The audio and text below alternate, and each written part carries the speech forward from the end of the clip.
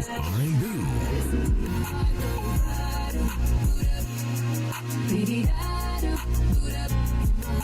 smooth touch of jazz.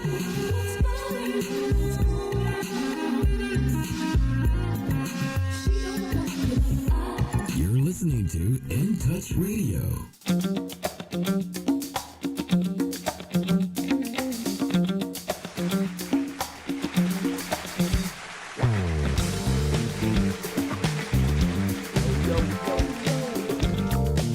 What's going on, world? Man, I'm so happy to be back. I can't tell you how happy I am. It's been a long time. At least it seems like it's been a month of Sundays at least. First of all, though, let me go ahead by starting out as I customarily do by expressing my deep and profound appreciation to the In Touch News family, namely my main man, DJ CEO, and Mrs. DJ CEO, a.k.a. Tampa Bay Tammy, for making this platform possible. We up in here tonight because of them, and so grateful that they keep the Life Malcolm show in your face. And, you know, I over the course of time, I've learned that there are people who are committed and there are people who ain't. And I'm learning that I like being around committed people. I just like being around committed people. And one thing I do know about DJ CEO and Mrs. DJ CEO, a.k.a. Tampa Bay Tammy, is that they are committed people. They've been committed to each other for about 50 years. So how many years? About 42. I wasn't far off it. I know it because I was about 7 or 8 or something. You know, so committed, man. I love committed people. You don't quit. You don't quit. You don't quit. And In Touch newspaper, the newspaper, they've been committed to that. They've been committed to this community and committed to this radio show and specifically to the Life Malcolm program. And so I just really appreciate that, man. Learn to appreciate that over the course of time. 'Cause people will flake out on you. You know, people will tell you they with you, and when the what they say when the heat. Oh no, that's another word. I can't say that word. But when it hits the fan, you know, when it gets hot in the kitchen, you know, people are jump ship, man, and you know, but that's good too because you get to see who committed and who ain't. When it's hot in the kitchen, you know, the people who can't stand the fire, can't stand the heat, them ain't the people that you want in the kitchen with you no way. And so anyway, I just think about that how incredible it is to have this team, this committed team of people committed to bringing this type of programming to us and to you. And I need to think, I don't know if it's a mystery no more. I think I done blowed it 4 or 5 times. It done killed the mystery. But the man behind the boards, the mystery man behind the boards, just really want to appreciate him coming in here and making the production super live. I also want to appreciate you for tuning in, sticking with us, man. I know that I shouldn't say I know. You may know, let me say it like that. You may know that I ain't been around in about 3 weeks because just had stuff to do, man. Just been jammed up, busy, this, that, the third. And last week, though, I had to take a vacation. I was on break. Yeah, I was on break, sisters and brothers. And it was much needed. I'll tell you this, though. It was the absolute worst travel experience I've ever had in my life. If you've watched the Life Malcolm show, I supposed to say this. I'm your host, Life Malcolm. You know, that's what happens when you're off for a few weeks, get out of the rhythm. But hey, welcome to the Life Malcolm show. I'm your host, Life Malcolm. This is a call-in show, and you can call in at 813-444-9588. You can do that. Certainly tune in at www.intouchnews.com. If you on the Facebook. You can go to Facebook and do the comments and interact like that. And you can go to on Facebook. It's the In Touch News page, and of course on YouTube it's the In Touch News YouTube channel. So you can go there and interact the way you like to interact with the show. But I would love for you to call in and just holler at your boy, man. 813-444-9588. We're going to talk about a lot of stuff. A lot of things have happened since I was last here with you live.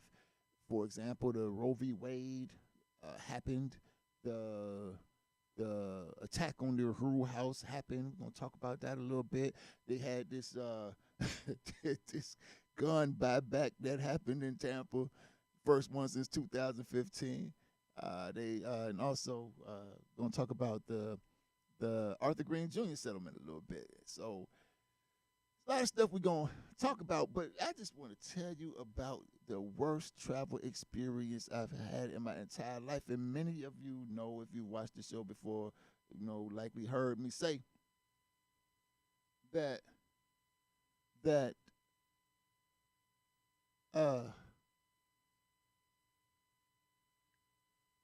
since I was 5 years old, I took my first plane trip alone at 5 years old.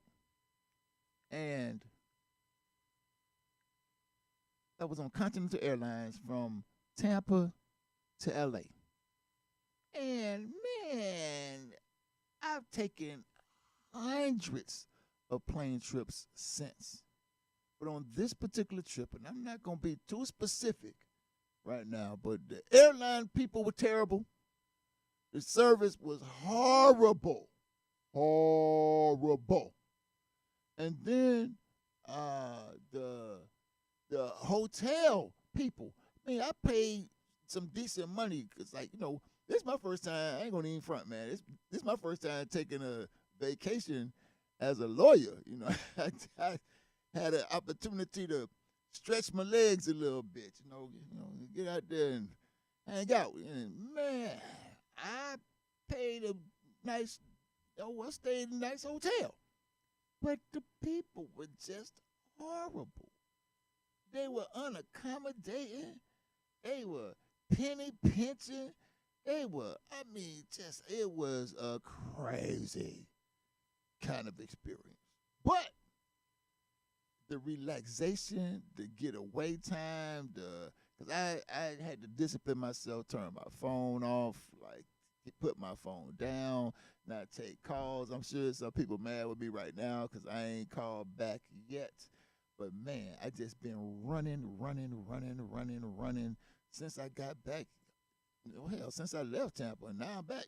But I've been running since I got back, and I just needed a few consecutive days. I could just, kind of just deal with me and without the pressures of the rest of the world. It's perfect timing because my babies, whom I love, having with me every day.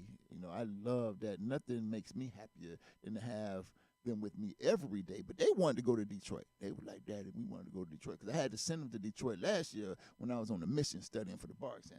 They had to go to Detroit. So they was gone. They was like, they want to go back. So they, I sent them back. And now they want to come home. We're like, that we ready to come home. They a little older now and I guess settled into their teenager stuff over the course of last year's school term. And so they were trying to get back to whatever they established. But while they were gone, though, that gave me an opportunity just to kick it, man. And again, committed. Talking about that commitment thing earlier. I would say this. I've been watching this television program lately. I don't watch a lot of television, but it's not a television. Well, it used to be on TV, but now it's like on Prime Video. And I'm not going to tell you what it is because, I want you stealing my swag. I'm going to be like, so, but I've been watching the program, and one of the things the program said about parents struck me. As a matter of fact, on the episode I watched today, one of the things that one of the characters in the program said about parents is that, well, actually, I guess it was more about children.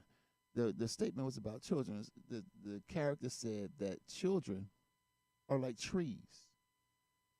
It's not about who planted them, but or that like what she said was so she's talking to this guy who she lives with this guy who is not the father of her baby, and this is a concern for this guy with whom she lives.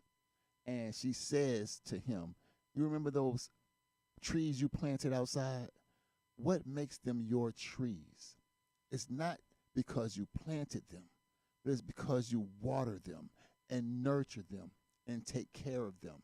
And she tells him, I think she said kids, but I don't use that word like that. She said children. Well, she said kids, but I'll say children are the same way.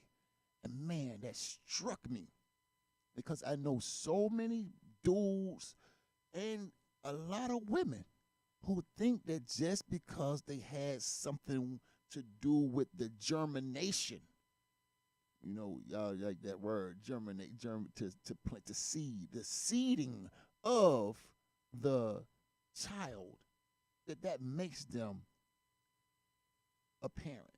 Nah, you, in my view, are a parent in direct proportion to your commitment to the child, in direct proportion to your watering, nurturing that child. And so, yeah, but I'm committed to the babies and looking forward to them coming back. Got some stuff we're gonna get into. I mean, I got two young daughters, 13, 14, so different, so much alike in some ways though, but so different. And so I'm managing all of these energies and expectations, and I wake up excited every day to do it. I came up on this other thing too while I was on my vacation. People would ask me on vacation. I mean, not on vacation. People while I was on vacation, people asked me this, and this is why I came up with it. But people would ask me how I'm doing. DJ cut the music. It's typical. It's typical. How you doing? How you doing? And I'm a person who believes that words mean stuff, and so I choose my words as carefully as I can. A lot of people might think I stutter. I'm not stuttering. I'm rolling through a lexicon of words to make sure I convey my ideas as clearly as possible to a broad audience whom I've come to learn might not understand every word I say and maybe not understand the way I use words. I've been written up on the job for writing words that were too big for the managers to understand when I had to do my shift report. Like for real, written up, and then I wrote what I thought was less smart or esoteric words or unique words, obscure words, and got written up some more. So over the course of time, I've developed this thing where I just kind of self-check myself down. You hear me say, because I'm trying to make sure I can convey the stuff. But the people would ask me how I'm doing. And since January 5th, 2015, by the way, this is Grilling, Chilling, and Community Building Day. One time for Young Life, and that's my dude, miss him forever. But ever since that day, I've never been able to tell somebody I'm doing fine or I'm all right, and say it honestly. Because it wouldn't be an honest response. And so, if you know me, like on the street, see me or whatever, you'll hear me say how much I'm in the game, and that's my best response because I'm in the game. I ain't never nothing ain't took me out the game. I'm in the game, right? But over this vacation period, I just had some time to reflect and introspect and just kind of chill and think about my life and what it is right now. Somebody asked me how I'm doing, and I didn't, without hesitation, formulation, or anything, I told them exactly how I was doing at that time. Told them I ain't got no complaints and no problems I can't solve. And that's where it is with me. Like, for real. Like, I'm in the game. I'm more than in the game right now, man. You ask me how I'm doing. Because people say, well, you're in the game, but that don't really tell me how you're doing. And they right. I mean, that was my best answer. Because the brother was, numb.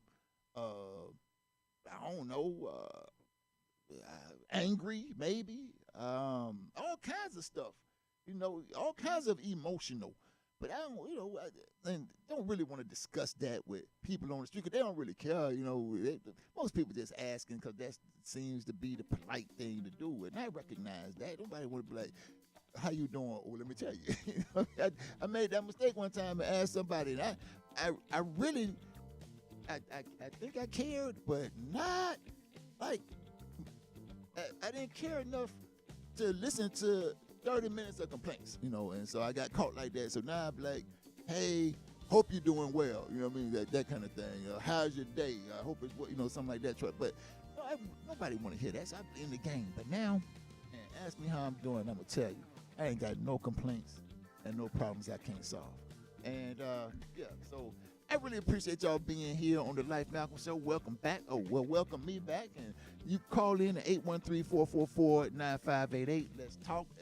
After the break, we're going to go to break. After the break, we're going to talk about, let's talk about this Roe v. Wade thing a little bit. And after that, on the second half of the show, because we're going to go to another break, and on the second half of the show, we're going to talk about gun violence and stuff like that. Not necessarily gun violence, but the gun buyback, based on the gun violence idea and some other things going on in the Tampa Bay area that, I think are pretty important to discuss. So, hey, we'll see you on the other side of the break, man. It's the Life Malcolm Show.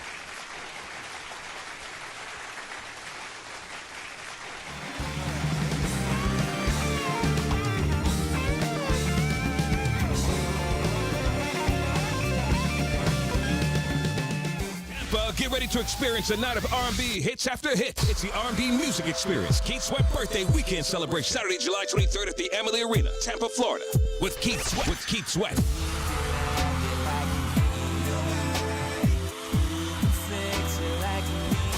Sweat. It's gonna be an epic music experience with Monica,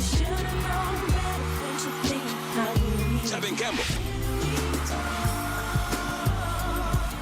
Tamar Braxton,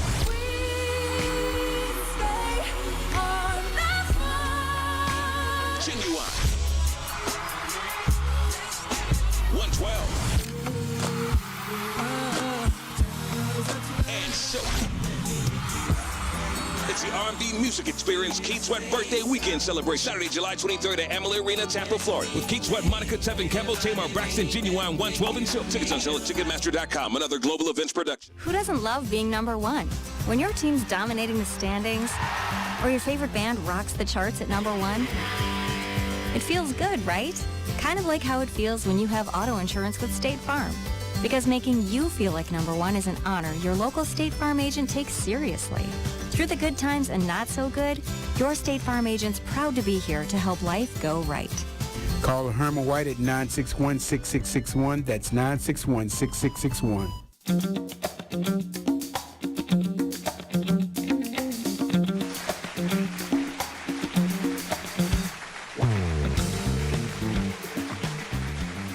Yo.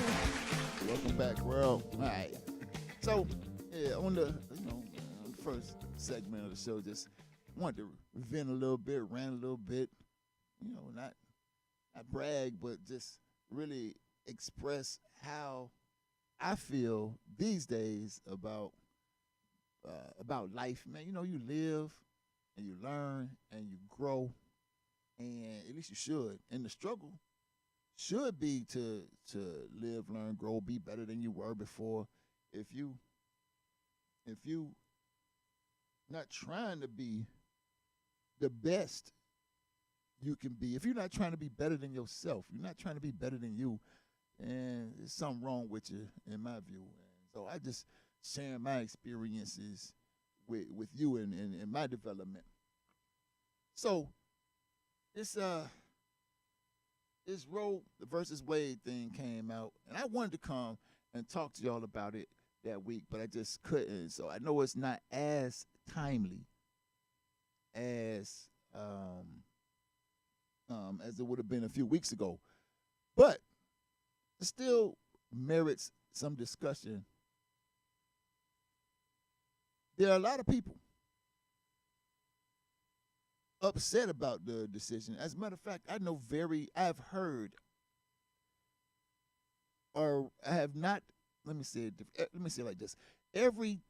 Almost everything I've heard and almost everything I've read regarding the recent Roe v. Wade decision has been some expression of disappointment, disgust, anger, something like that. A lot of people are unhappy about the Roe v. Wade decision. And I think it was a good decision.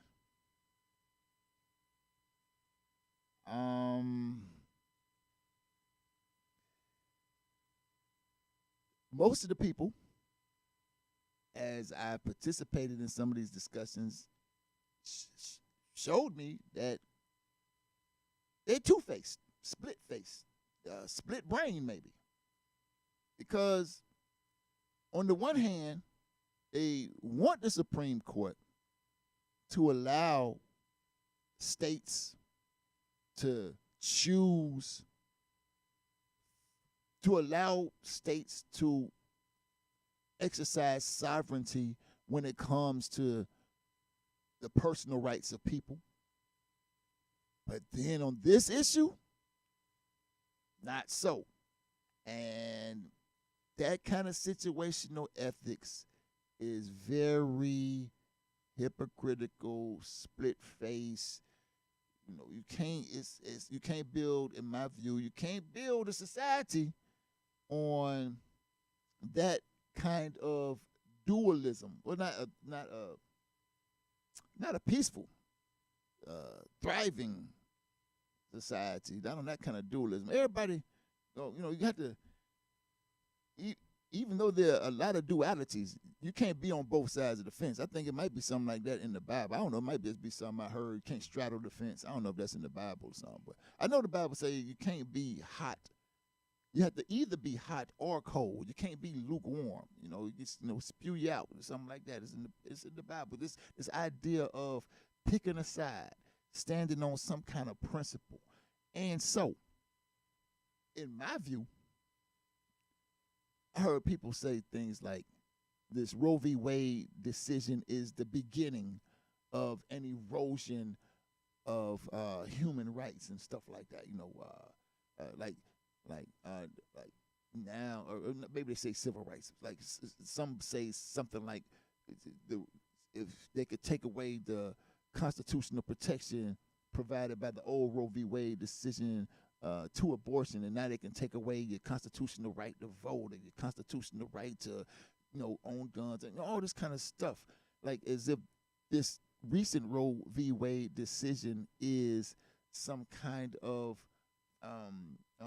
generator of this erosion, if you will, of rights, whether human rights or civil rights.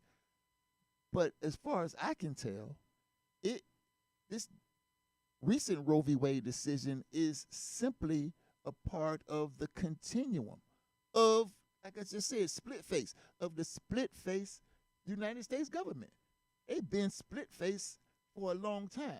And this recent Roe v. Wade decision is just a part in that continuum. I'll tell you what I mean.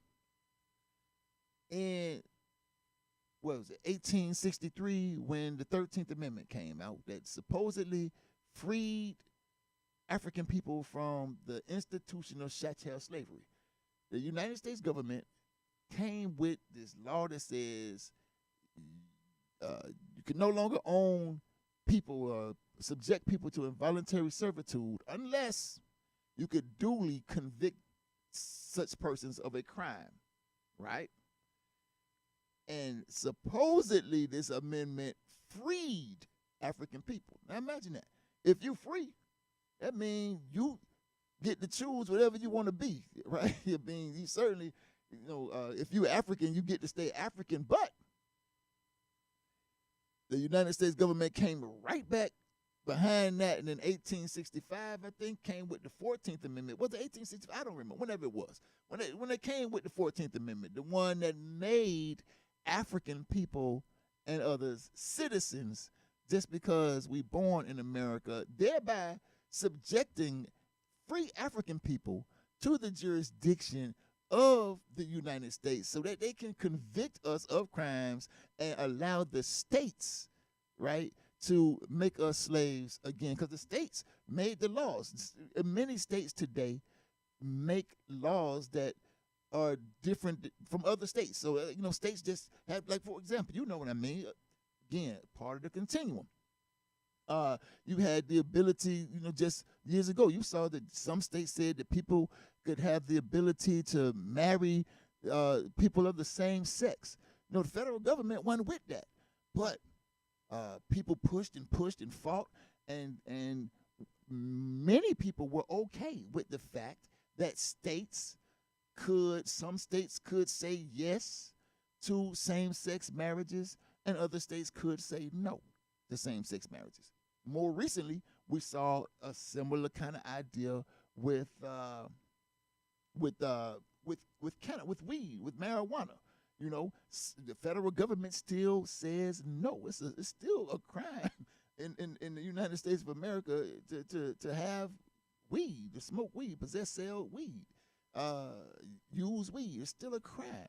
But a lot of people, especially in Florida, a lot of people in Florida, okay with the state being able to say, yes, you can smoke weed. And some states saying, no, you can't smoke weed. And until 2019, one of the weirdest laws on the book when you talk about constitutionality, like one of the most bizarre things on the books, the 2 states, I think it was, I know for sure it's Louisiana. I think the other one might be Oregon, but 2 out of the 50 states were the only states that allowed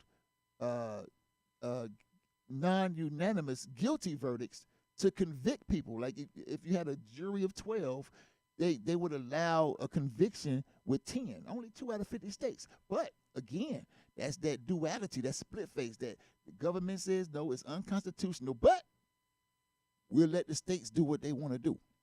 Now, we've allowed this to happen over and over and over and over again, whether we're talking with African people and enslavement to people who want to marry same-sex, people who want to smoke weed. We say the states can do it, but now the Supreme Court says, just like we said, the states can do this, states can do that, states can do this. Now the Supreme Court saying the states can choose whether women have an abortion, and a lot of people are having a fit. But it's the same thing. That's why I say, based on the law and legal precedent before it, the autonomy of the states, the sovereignty of the states, it makes this decision by Kavanaugh. I think it was Kavanaugh. Was it Kavanaugh? No, Alito. My bad. It was Alito who wrote like a 71-page opinion with a whole bunch of pages of appendices to back up his point that simply said that the states are sovereign. So you can't have it both ways, is my view. I'm with it. Like, if you say whatever the federal government says, then that's what it is. You got to live with it. Cool. Then all right. But if you're going to say, well, if it worked for me, let the state say what it's going to be. But then all of a sudden it don't work for you no more. You want to slam the door on it. That's problematic. So, question. Yeah. Do you believe a woman has a right to make that decision for herself? Absolutely, 100%. But my belief is consistent. I believe that a woman has a right to make that decision for herself, just like I believe that people have the right to choose whether they want to smoke weed, do cocaine, do fentanyl, jump off a building. If you want to kill yourself, you have that right. If you want to help your sick and dying loved one go on to glory, and that's what they want to do, you have that right, in my view. So my idea is consistent. I don't pick and choose. So let me rephrase that. Yeah. The federal government gave women the right to make the choice with Roe v. Wade. Is that correct? The federal government made it a constitutional right. Okay. Mm-hmm. And then they took it. With the first Roe v. Wade. Right. And they took it back from them. Right, absolutely. So do you think that the first Roe v. Wade decision was the right one. Now that's tricky because government, in my view, don't have no place in our personal business that way. So, but they're in our personal business now. Exactly. Okay. Exactly. But what I'm saying is the entree to that. I mean, you know what? I'm gonna tell you. I firmly believe one reason why they were able to slide this abortion joint in, this recent Roe v. Wade joint in, is because so many people were willing to and pushing for other people to give up bodily autonomy with the damn vaccine. No, sir. Hold on.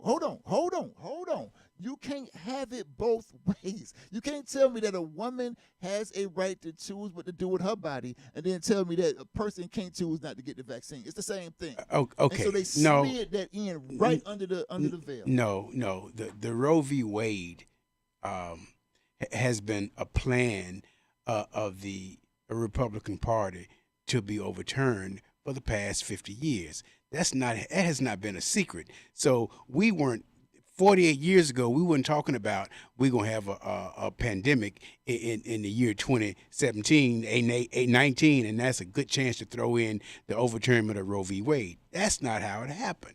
No, so to make that argument that the vaccine was a chance for them to throw in that overturn. No, what happened was when Mitch McConnell took those two Supreme Court seats, that's when they said, "Oh, we can do it now." So I'm gonna tell you this right here. What I know is cats in the friend zone. Like dudes can be in the friend zone for a long time, and we're gonna get right back to that. Right now, we're gonna take a break because we're gonna take a break. We're gonna get back to that. You posed a very strong argument to which I want to respond, and we're gonna get to it right after the break, and then we're gonna talk about these guns.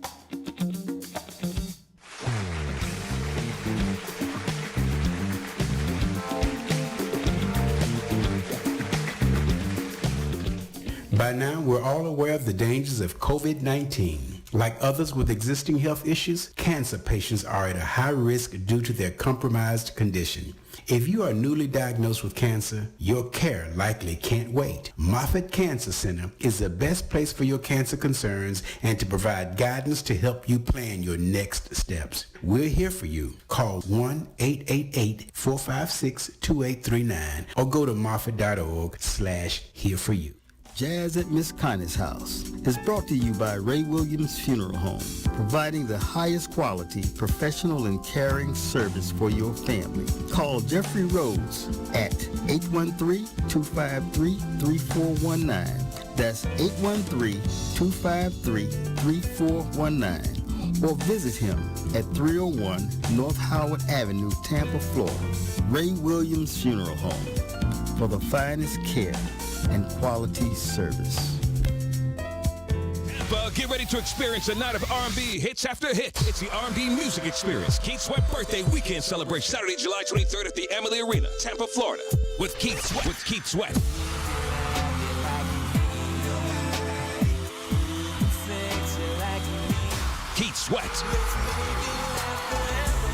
It's gonna be an epic music experience with Monica, Tevin Campbell, Tamar Braxton,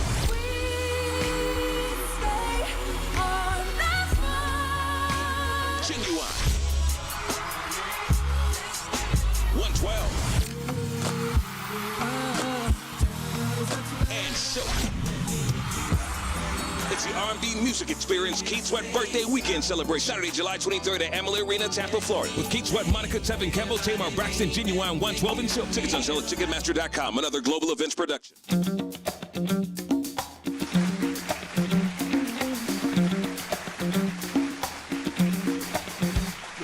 Yo. All right, welcome back to the Life Malcolm Show. I'm your host, Life Malcolm, man. Right now, we got to jump right back into this discussion. So, and you can call in and join us, 813-444-9588. You should call in. Don't be scared. Get in it. Get some. Listen, hey, it's a conversation. But what I'm saying, I'm not suggesting that the virus or the vaccine, rather, that like people were plotting 50 years ago to come up with a vaccine or a virus and what have you to usher the new Roe v. Wade decision in. What I'm proposing, however, is that once people became so afraid that they were willing to let the government take control, that the government saw that weakness and made that move, ushered it in right under the veil of that. Kind of like right now, like we're about to talk about gun violence. Like all the Africans need gun. What the Second Amendment? Look, the First Amendment was they want the free speech. They want to be able to talk, say what they want to do, freedom of religion, freedom of expression, talk, all that stuff. And the Second damn Amendment was to protect their ability to do that. And I'm just saying, because they just had but now because guns are important. We had a show a few weeks ago where we talked about Chairman Mao, who said political power comes from the barrel of the gun. Political power comes from everybody knows political power. You sure it wasn't Malcolm X? Malcolm probably said it next. But Mao said and it's true. That's why you got all these tanks, helicopters, police, army, Navy, Air Force, battleships, all this stuff, because the political power comes from the barrel of the gun. But what the government would do oftentimes is use fear in the African community, pain, despair, hurt in the African community to disarm us and do these gun buybacks. And they'll usher. They ain't had a gun buyback in Tampa since 2015. But now they got these mass shootings and all this kind of stuff. Now, they buy back the guns. They got back more guns this year than they ever had before. 1,000, something like 1,000 guns. When was that? Which one? The buyback. The 2015 or this one? This one. And where was it? It wasn't this weekend past. It was the weekend prior. Was this done by the city or the county? The city. I believe it was put on by the city. I believe it was the Tampa Police Department that put it on. Okay. Yeah, I believe I'm pretty sure it was the Tampa Police Department. It might have been the city and the Sheriff Department. And where did you have to bring your guns? You said where? Where? The one spot was, I believe it was the West Tampa Convention Center. I only read it quickly, Okay. But it was in West Tampa. I think it was what used to be called the West Tampa Convention Center, but it was in West Tampa. That was one spot. The other spot was right over there on like Bird, Nebraska, which used to be the old dog, like right where I don't know if it's still the dog track or not. It right, is. Okay, yeah, right there. The big building that looked like some kind of square, round, tan building. Yeah, come through there and give up your gun for $100. Oh, really? $100. You give up your gun. Man. So they had $100,000, and they ran out of money. They had to cut the buyback off early because they ran out of money. 1,000 people came through and gave. Man, if you were a gun dealer, you'd be doing well with that. People came up and what you think the police are? Oh, what was I thinking? Yeah, and so they came through and got guns, $100,000, $100 for a gun. You can't hardly buy a box of bullets for $100. You understand me? And so, right in the black community, they do it to us. They don't do it nowhere else. And you know what? I'm going to again, talking split face. Split face. You know what they're going to have next month? What's that? A damn gun show where they're going to bring in 10,000 guns at the Florida State Fairgrounds so people can come and get more guns. Yeah, so That's true. So when the Jane Castor's gonna say, she in the news talking about, it's so important that we get these guns off the street. That means it's important we get these guns off these Negroes in the street. And you ain't gonna take and have a gun show, brother. Where they go? I've been to the gun show. They got tens of thousands. The of gun guns. shows are at a minimum once a month, but usually twice a month. They're here. I don't know about twice a month in Tampa because they rotate. Miami, Orlando, Tampa. I go to all of them. So, but the Tampa Gun Show is usually here about every 2 months, not twice a month, every 2 months. Yeah, about like that. Okay. Yeah. I'd be at them. But if you don't go there, you can go down to Sarasota. You can go to St. Pete. Yeah. They're everywhere. Yeah. But I'm specifically talking about the Tampa Gun Show because I'm at the Florida State Fairgrounds because I'm specifically talking about the Tampa Gun Buyback. And Jane Castor's split-faced remark about saying that we need to get the guns off the So what street. should she do? Stop the people from selling guns? I'm just asking a question. Listen, I'm not against guns. Okay. I'm not against Neither selling am them, I. buying them, honing them. So I'm not saying that, but what she should not do What? is, on the one hand, tell us that it's good to get the guns off the streets when she got 1,000 guns off the streets from the black community, but then bring 10,000 more guns to put back on the street. So what you're saying is she should buy back guns in the white community too. What I'm saying is she should leave our community alone. Let us keep our guns, you know. But I'm just asking. But yeah, that's what. But remember, my point was about the fear. It's the fear, you know, or in the hurt and the pain, you know, because we had some, you know, somebody got shot in our community, a mass shooting over here.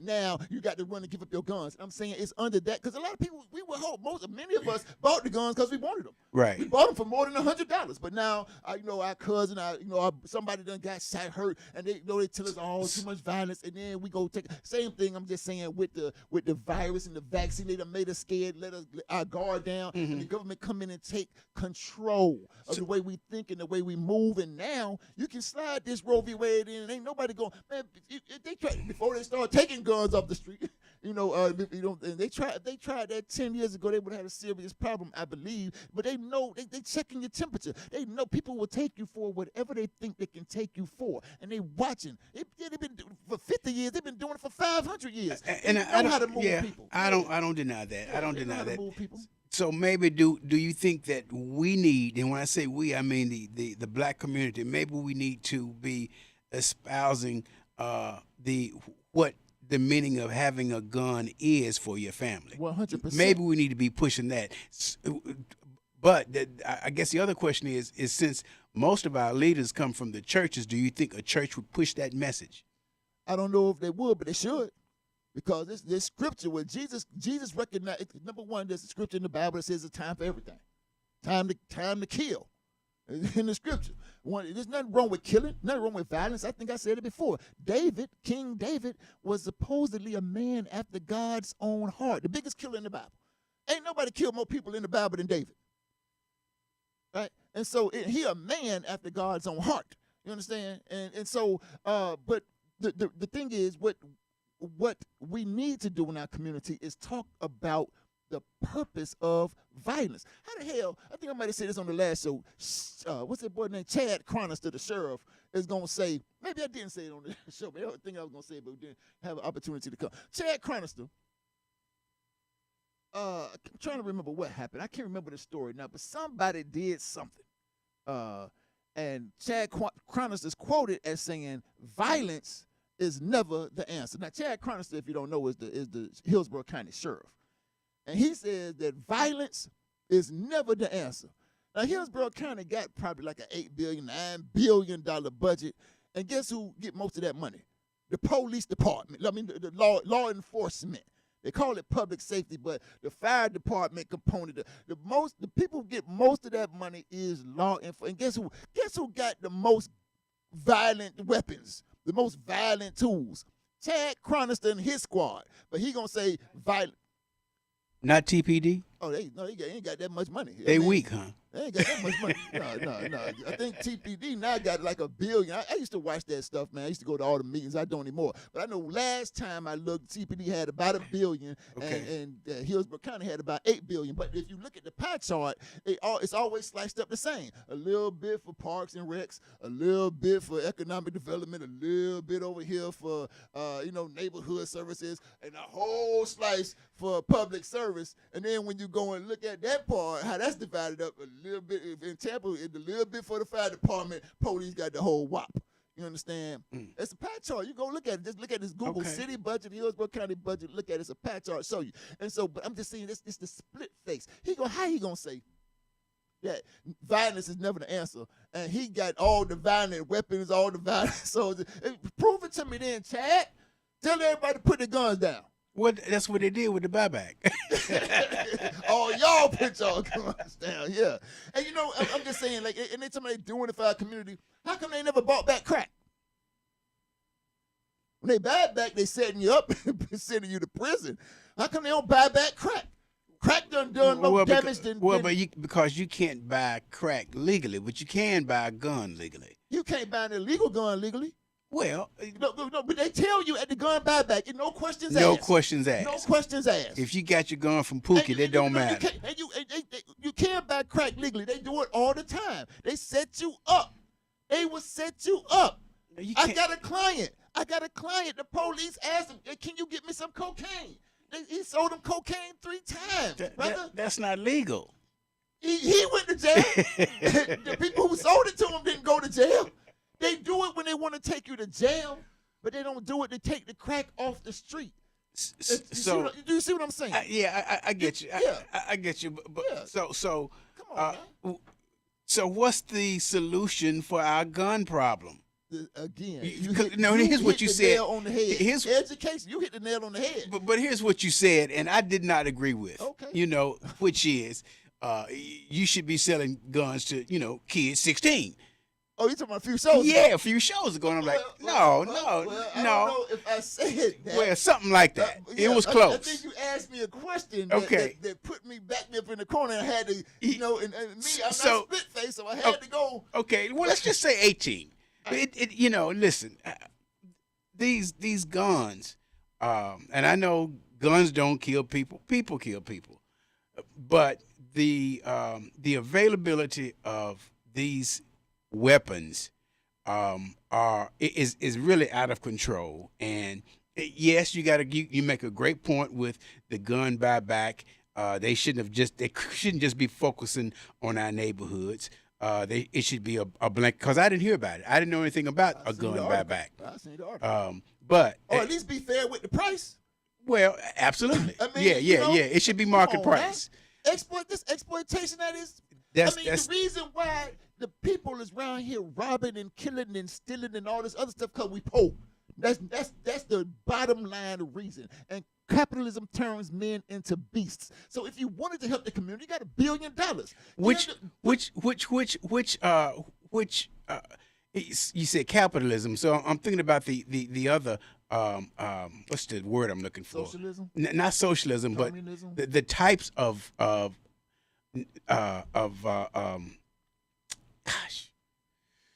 if you got socialism, communism, democracy, Economic system. Well, democracy. Yeah. Let's just say, economic social system. What kind of social system would work for us if it's not capitalism? So when you say us, I'm just saying, I'm including everybody. Okay, so everybody. There's never going to be, since the advent of colonial capitalism, which emerged with slavery. That was the springboard. I mean, you want to just roll through this one? Yeah, we will. We will. So, like, what we have to understand is that colonial capitalism emerged with the advent of slavery. It was no worldwide economic system before there was a world Atlantic trade, slave trade system. There was no worldwide connection, economic connection until slavery. So that's the pedestal. Stealing African people, African resources, stealing the land from the indigenous people, and making China. Even that white boy Karl Marx said that in order to have capitalism, you have to have capital. Yes. Right? In order to have capital, you have to have capitalism.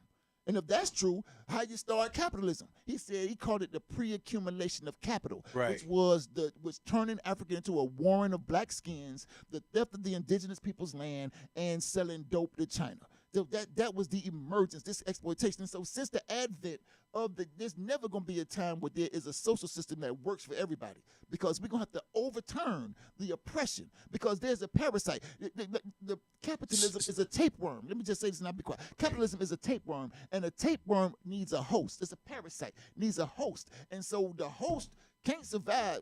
Slavery can't work for everybody, right?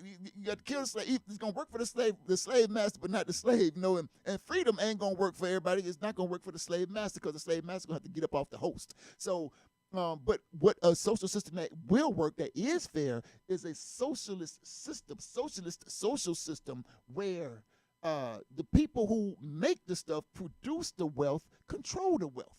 That's fair. Where it's people right now who making houses they'll never be able to live in, making cars they'll never be able to afford, planting and picking food they'll never be able to eat. Not fair. And the people who get to eat the food, live in the houses, ain't doing nothing. So, which socialist system would you could you compare us to if we were to adopt it?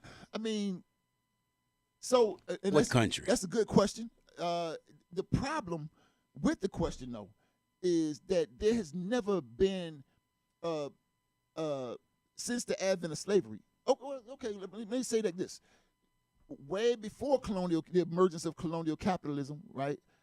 You had this thing that Karl Marx, the white boy, called primitive communism.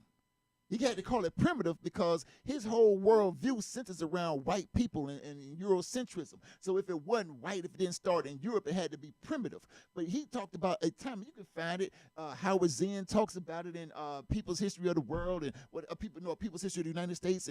But there was a time, brother, where there was no police, where there was no violence, no courts, no people, running around trying to hurt each other, trying to take stuff, because we had plenty.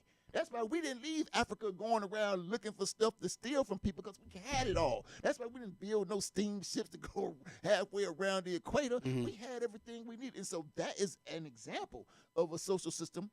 But since the advent of colonial capitalism, we've seen socialists take power. But we've never seen a worldwide socialist system. And that's important to understand, because when China emerged as a socialist power, it still it was a little island in a sea of colonial capitalists, always fighting against the colonial capitalist system. You might have heard about Cuba. Cuba's another example. Cuba produces some of the best doctors. You get maternity leave for a month, the mother and the father, for not just a month, I forget how, a very long time. Free education, what have you.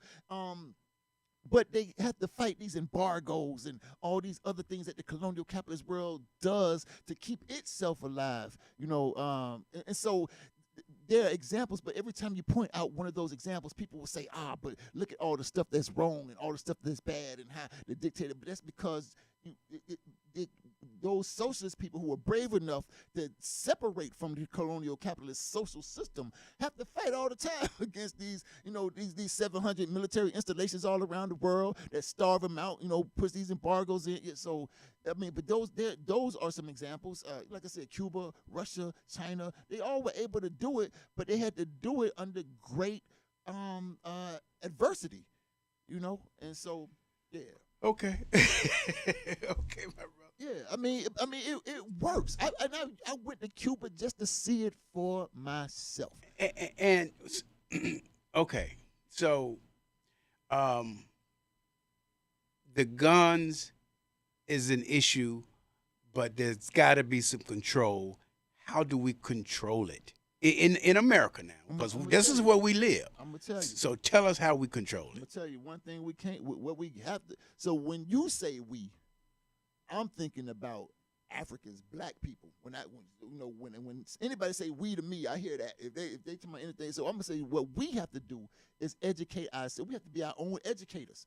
We can't listen to the same people who will come to our community and take our guns. Man, we'll say steal our guns for $100 and then put 10,000 more guns over there in their community. They don't have to, they put 10,000 guns in their community and take the little 1,000 guns we got out of ours. You see, there ain't gonna be no gun buyback at Highland Park in Chicago. Right. Yeah, it wasn't no gun buyback at Parkland in Orlando after the people. They don't see no gun buyback with the white people go shooting people and all that stuff. They only do that in our community because we get all emotional. We don't know enough about violence. We don't know enough about politics. Politics and guns go together. Mao said that politics is war without guns and war is politics with guns. Guns involved in politics all the time, one way or the other. And it is more than one way to vote. You mentioned Malcolm earlier. Malcolm taught us that in 1963, with Ballot or the Bullet. He said ballot or the bullet, at least suggesting there's more than one way to vote, And so when even the Second Amendment I spoke of earlier, there were people who understood when the government gets too out of control, starts taking away your right to your own womb, what have you, then, a well-armed militia who already got some guns. You just can't have no militia. You can't just go get guns, when you're ready to form the militia. The people who going to form the militia are the people who are already armed and hopefully been practicing, with the gun. And so you got to have that, but we don't understand it because we let our oppressor impress upon us that we need to be nonviolent. When, like Malcolm said, it wasn't nothing nonviolent about old Pat, talking about Patrick Henry. He said, give me liberty or give me death. It wasn't nothing nonviolent about him. You understand? And so, but we have this romantic attachment to violence. Even Martin Luther King Jr.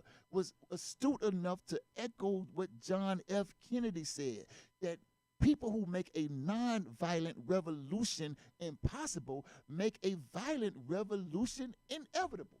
And so when we're talking about power, you know, the ability to control our lives, the ability to make sure that we can produce and reproduce life for ourselves, we're going to have guns. Have to have political education enough to know how to use them, when to use them, and against whom to use them. So gun buyback is not a good idea for the African American community. No, man, Okay. nah. That's terrible, man. It's really sad too that you have people in leadership who exploit the pain of people to divest us of political power. Political power. Because I mean, look, if you know, you know what? I'm cool with this right here, brother. Everybody give up their guns. I'm cool with that.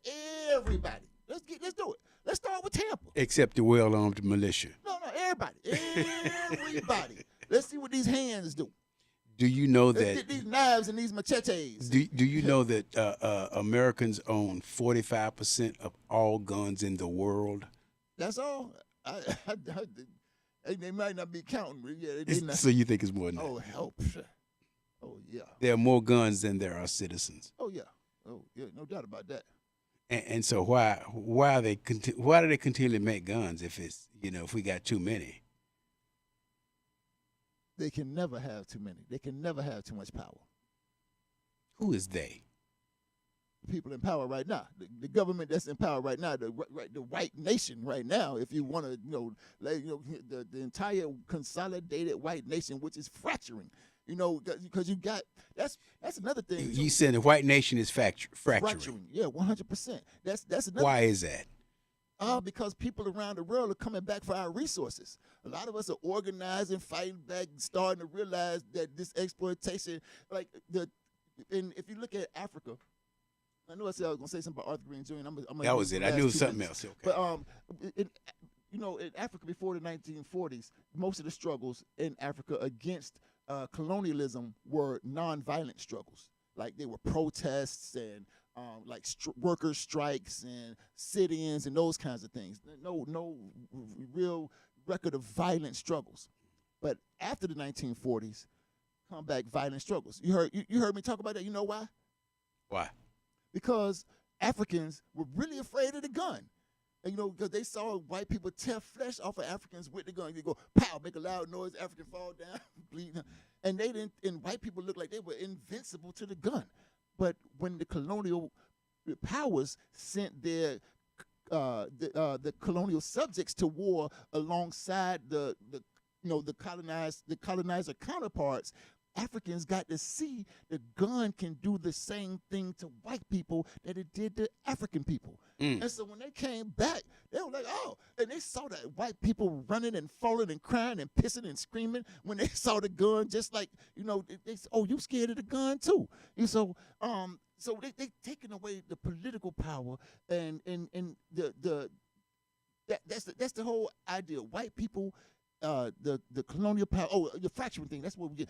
The fracturing because many of us are starting to see that they are not invincible. White people are not invincible. We can fight back and win if we can win if we fight back. If we organize and fight back, we can win. And many of us are starting to see that not just African people, but other colonized people around the world are seeing that and coming back for our resources. And so one of the things you see, like they have this idea of replacement theory. That's why they say the white boy went out and shot the people. I think it was maybe Uvalde, whoever he had the N-word, as they call it, on the gun. And white people, man, they know they can't reproduce like other people in the world reproduce.